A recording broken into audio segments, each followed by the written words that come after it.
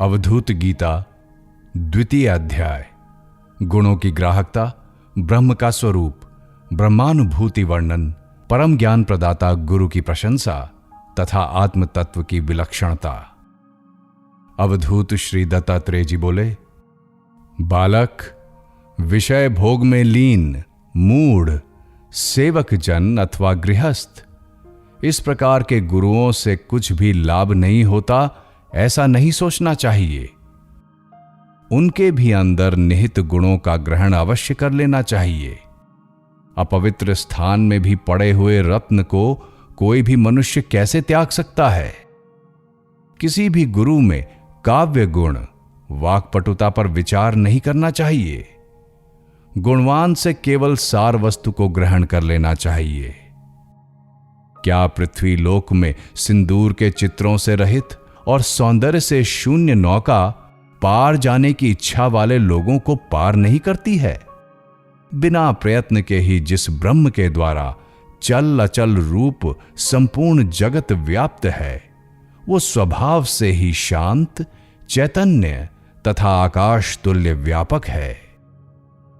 जो व्यापक चेतन बिना प्रयास के अकेला ही चराचर जगत को संचालित करता है, वो अद्वैत ब्रह्म मुझसे भिन्न कैसे हो सकता है?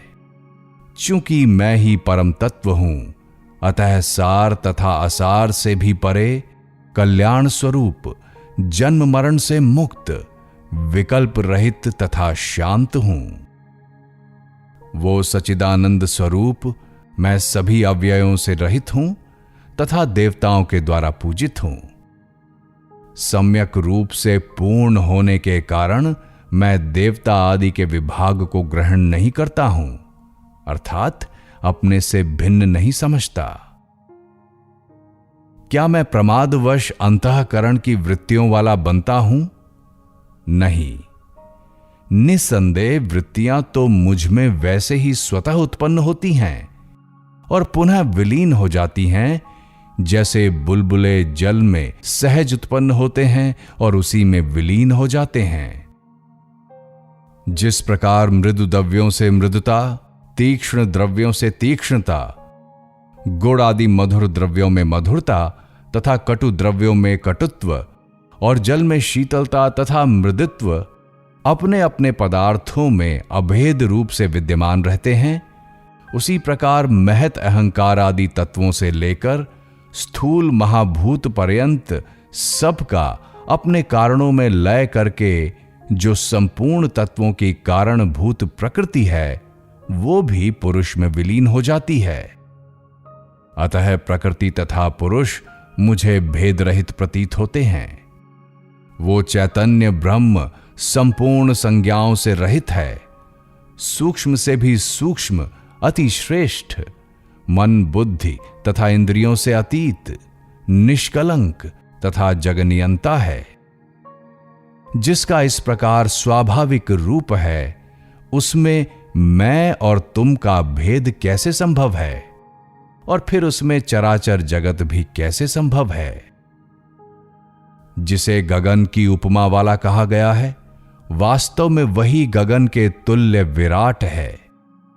वो चैतन्य दोष रहित, सर्वज्ञ तथा पूर्ण है। वो चेतन ब्रह्म पृथ्वी पर नहीं चलता, वायु से नहीं ले जा सकता, जल उसे ढक नहीं सकता और अग्नि उसे जला नहीं सकता। उस चेतन ब्रह्म के द्वारा आकाश पूर्ण रूप से व्याप्त है। वो किसी के भी द्वारा व्याप्त नहीं है। वो बाहर भीतर सर्वत्र विराजमान है, व्यवधान से रहित है तथा असीम है। योगियों के द्वारा जिस चेतन ब्रह्म का आश्रयण करना बताया गया है, उस ब्रह्म के सूक्ष्म, अदृश्य तथा निर्गुण होने के कारण उसका आश्रयण क्रमशः होना चाहिए। जब साधक निरंतर अभ्यासरत रहते हुए निरालंब हो जाता है और अंतःकरण के गुण दोषों से रहित हो जाता है, तब उसके चित्त का लय हो जाने से वो भी ब्रह्म में लीन हो जाता है। भयानक तथा ज्ञान एवं भ्रम पैदा करने वाले विष रूपी सांसारिक विषयों के विनाश के लिए ये ज्ञान अमोघ तथा सहज अमृत रूप है। निराकार को भावगम्य, साकार को दृष्टि का विषय और जो भाव अभाव से रहित है उसे अंतराल कहा जाता है। बाह्य यानी दृश्यमान स्थूल पदार्थों को विश्व कहा जाता है और भीतर विद्यमान तत्व को प्रकृति कहा जाता है। नारिकेल फल के भीतर स्थित जल की भांति उस सूक्ष्म प्रकृति के भीतर विद्यमान अति सूक्ष्म वो ब्रह्म ही जानने योग्य है। बाह्य जगत प्रपंच में स्थित ज्ञान भ्रांति ज्ञान है और भीतर स्थित ज्ञान यथार्थ ज्ञान है।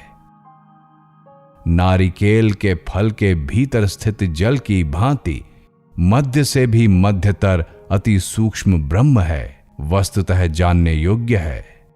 जैसे पूर्णिमा का अति निर्मल एक ही चंद्रमा दिखाई देता है, उसी प्रकार आत्मा भी अति निर्मल तथा एक ही है। अतः आत्मा को उसी चंद्रमा के समान एक रूप देखना चाहिए। दो चंद्रमा का दिखाई देना जैसे नेत्र दोष है, वैसे ही द्वैत भाव रखना ब्रह्म ज्ञान है। इस पूर्वोक्त प्रकार से ही सर्वगत चेतन के प्रति किसी भी तरह भेद की कल्पना नहीं हो सकती है। इस ज्ञान के प्रदाता धैर्यवान गुरु की करोड़ों नामों से प्रशंसा की जाती है। मूढ़ अथवा विद्वान जो कोई भी यदि गुरु की प्रज्ञा की कृपा से परम तत्व का बोध प्राप्त कर लेता है, तो वो राग द्वेष से रहित सभी प्राणियों के कल्याण में रत रहने वाला, स्थिर ज्ञान वाला और भवसागर से विरक्त हो जाता है तथा प्रशांत होकर परम पद को प्राप्त करता है। जैसे घट का नाश होने पर घटाकाश महाकाश में विलीन हो जाता है, उसी प्रकार देह का नाश हो जाने पर जीवन मुक्त योगी परमात्मा के स्वरूप में विलीन हो जाता है।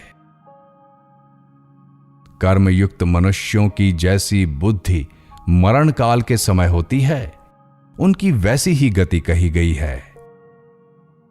किंतु योगियों की जैसी मति अंत काल में होती है, उनकी वैसी गति नहीं कही गई है।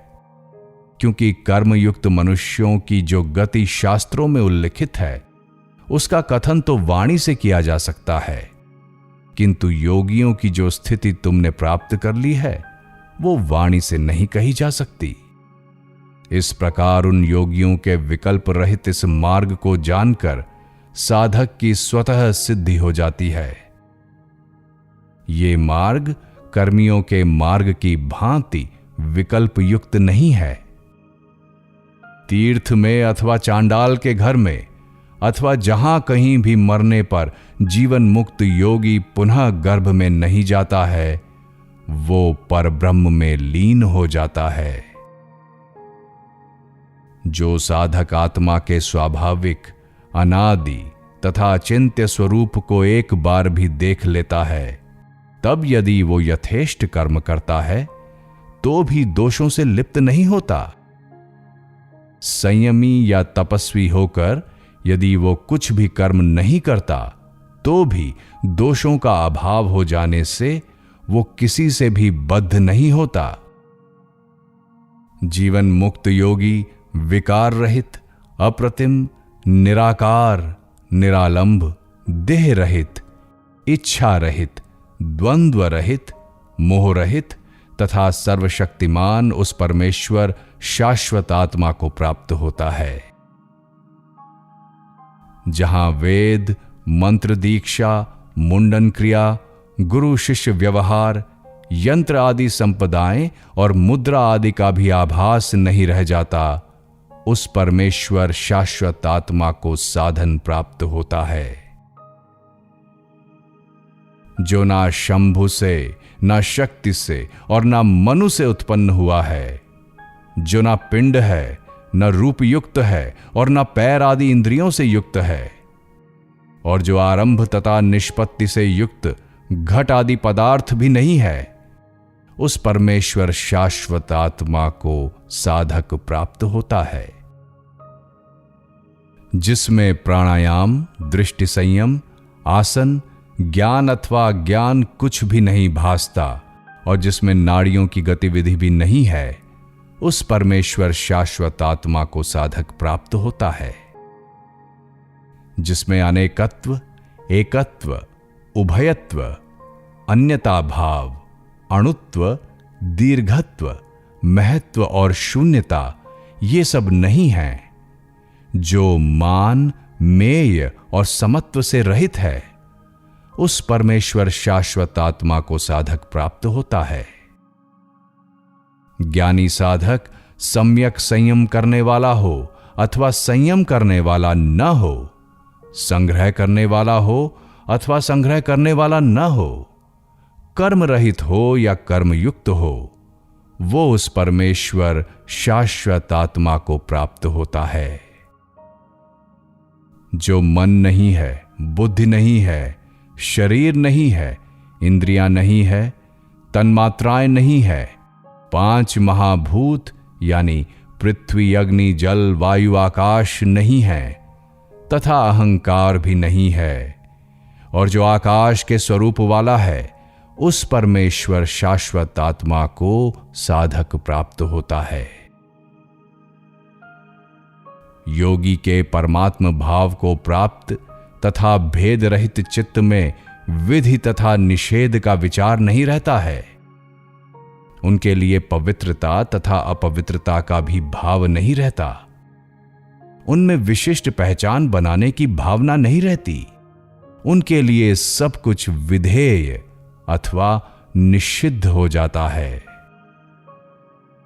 मन और वाणी भी जिस चेतन आत्मा का वर्णन करने में समर्थ नहीं है, वहां शिष्य के लिए गुरु की उपदेशता कैसे गम्य हो सकती है। चेतन आत्मा का वर्णन करने वाले और उस आत्मा में जुड़े हुए गुरु को निश्चय ही वो आत्म तत्व समरूप से प्रकाशमान रहता है।